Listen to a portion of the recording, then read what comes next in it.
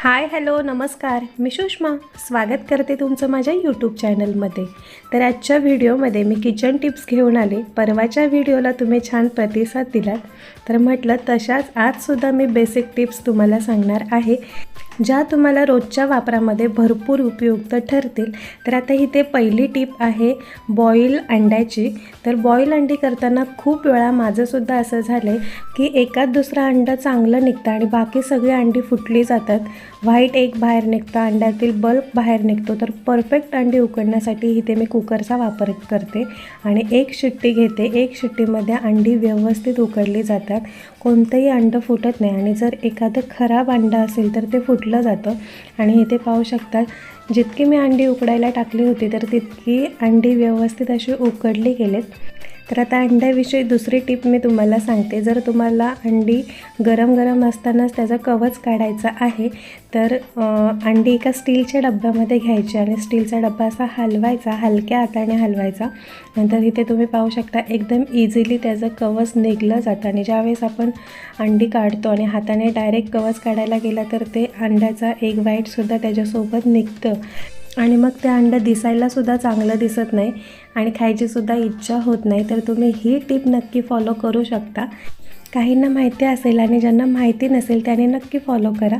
एकदम इझिली अंड्याचं कवच निघलं जातं आणि अंडंसुद्धा दिसायला सुंदर दिसतं।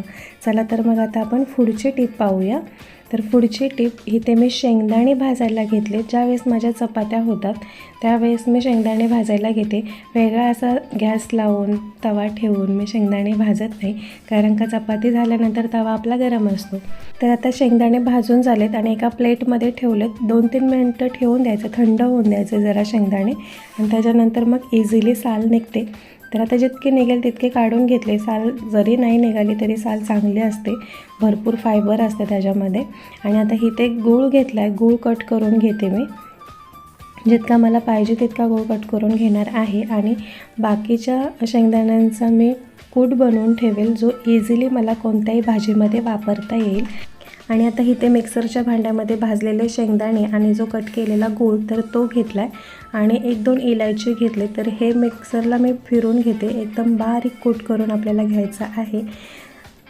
तर बारीक कूट झाल्यानंतर एका प्लेटमध्ये काढून घ्यायचा। आता मी थोडा थोडा करून असा मस्त बारीक कूट करून घेते आणि एका एअरटाईट डब्यामध्ये मी भरून ठेवते। हे सारण फ्रीजमध्ये जर ठेवलं तर अगदी 1-2 महिना टिकतं आणि बाहेर ठेवलं तर महिनाभर राहतं, काहीही होत नाही। तर हे झालं आपल्याला शेंगदाण्याच्या पोळीसाठी बनवलेलं सारण। ज्यावेळेस तुम्हाला मुलांना द्यायला टिफिनला काही नसेल किंवा तुम्हाला उठायला उशीर झाला असेल आणि पटकन कोणती तरी रेसिपी बनवून द्यायची आहे, मुलांना टिफिनला काहीतरी द्यायचं आहे, तर ही पोळी तुम्ही देऊ शकता आणि भरपूर हेल्दीसुद्धा आहे। मुलं अगदी आवडीने खातात, मुलांच्या आरोग्यासाठी अतिउत्तम आहे। आणि आता थंडीचे दिवस चालू आहे तर थंडीमध्ये गूळ शेंगदाणा, गुळाचे लाडू, शेंगदाण्याचे लाडू हे खाल्ले जातात। तर मुलांना तुम्ही आवर्जून द्या आणि एकदम इझिली पटकन ही पोळी होते। जशी पुरणपोळीला जास्त वेळ लागतो तसा वेळ काही लागत नाही। एकदा सारण बनवून ठेवा आणि जेव्हा मनाला येईल त्यावेळेस तुम्ही बनवून द्या। आता मस्त तूप लावायचं तव्याला आणि त्याच्यानंतर तुपामध्ये खरपूस अशी ही पोळी भाजायची उलटून पलटून। आणि ही शेंगदाण्याची पोळी मुलांसोबत आपण जरी खाल्ली तरी आपल्या आरोग्याला सुद्धा चांगले आहे। आपण चहासोबत किंवा दुधासोबत खाऊ शकतो, छान लागते। चहा आणि दुधासोबतसुद्धा गरम गरमसुद्धा छान लागते, थंड झाल्यानंतरसुद्धा छान लागते। तुम्ही नक्की एकदा ट्राय करा। आणि ज्यावेळेस कधी तुम्हाला टिफिन बनवायला उठायला उशीर झाला असेल किंवा टिफिनला भाजीला काय नसेल तर नक्की ही रेसिपी ट्राय करा। चला तर आता आपण पुढची टिप पाहूया। भाजी आणायला गेल्यानंतर कधीतरी भाजीवाला आपल्याला जास्त कढीपत्ता देतो आणि कढीपत्त्याचा भरपूर फायदा आपल्या शरीरासाठी होत असतो। काहींना माहिती नसेल, काहींना कढीपत्ता आवडतसुद्धा नाही, वापरतसुद्धा नाहीत। जर रोजच्या जेवणामध्ये कढीपत्त्याचा वापर केलात तर अगदी केसांपासून ते वजन कमी करण्यापर्यंत, स्किन टवटवीत ठेवण्यापर्यंत या कढीपत्त्याचा फायदा आपल्या शरीराला होत असतो। आणखीसुद्धा भरपूर फायदे आहेत, तुम्ही सर्च करून पाहू शकता। आता जर तुम्हाला कढीपत्ता जेवणामध्ये आवडत नसेल तर जे तुम्ही आठवड्याभराचं वाटण करता त्याच्यामध्ये वाटून ठेवू शकता. वाटण्याला टेस्ट येतेच, कोणतीही रेसिपी छान होतेच आणि कढीपत्तासुद्धा आपण खाल्ला जातो, आपल्या शरीरामध्ये कढीपत्ता जातो.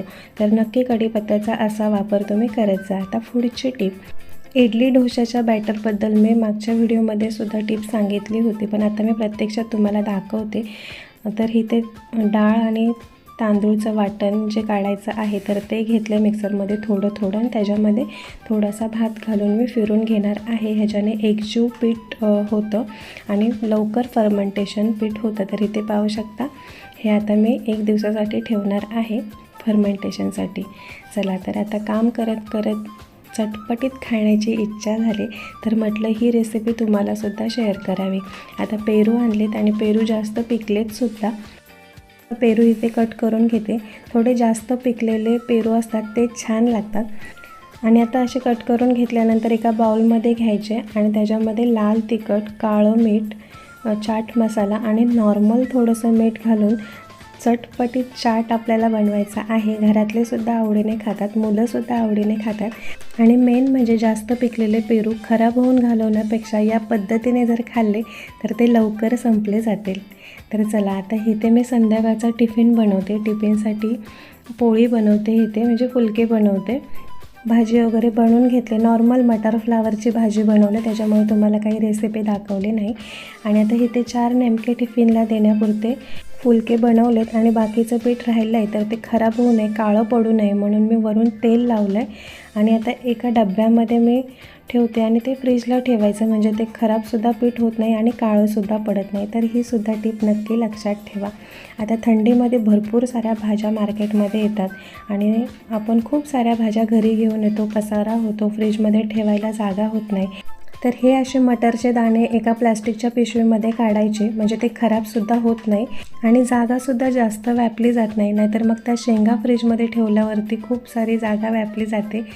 तर ही टीप तुम्ही फॉलो केली तर दुसरी कुठली तरी सब्जी ठेवायलासुद्धा जागा होईल. आता मी गाजर ठेवलं आहे. गाजर नेहमी फ्रीजमध्ये ठेवत जा, म्हणजे ते लवकर सुकलं जात नाही. मिरचीचं देठ काढून ठेवलं आहे जास्त काळ टिकण्यासाठी. आता ज्या काही मी भाज्या घेऊन आले तर त्या अशा व्यवस्थित सेट करून मी फ्रीजमध्ये ठेवणार आहे. माझा फ्रीज भरपूर छोटा आहे, तुम्ही पाहिलं असेल. पण मी या पद्धतीने भाज्या ठेवल्या की भरपूर साऱ्या भाज्या फ्रीजमध्ये राहतात. आणि काही अशा भाज्या असतात तर त्या थंडीतून काही खराब होत नाही, त्याच्यामुळे मी त्या बाहेर भाज्या ठेवते एका प्लेटमध्ये वगैरे, अशा त्या भाज्या ठेवते. तर त्यासुद्धा चांगल्या राहतात. आणि फ्रीजमध्ये ज्या लवकर खराब होणाऱ्या भाज्या असतात तर त्या फ्रीजमध्ये ठेवते. तर आजचा व्हिडिओ मी इथेच समाप्त करते. आजच्या व्हिडिओमध्ये ह्या इतक्याच मी टिप्स तुम्हाला सांगितलेत. जर तुम्हाला माझा व्हिडिओ आवडला असेल तर व्हिडिओला लाईक, शेअर, सबस्क्राईब करायला विसरू नका. पुन्हा भेटू अशाच एका नवीन व्हिडिओमध्ये. तोपर्यंत धन्यवाद.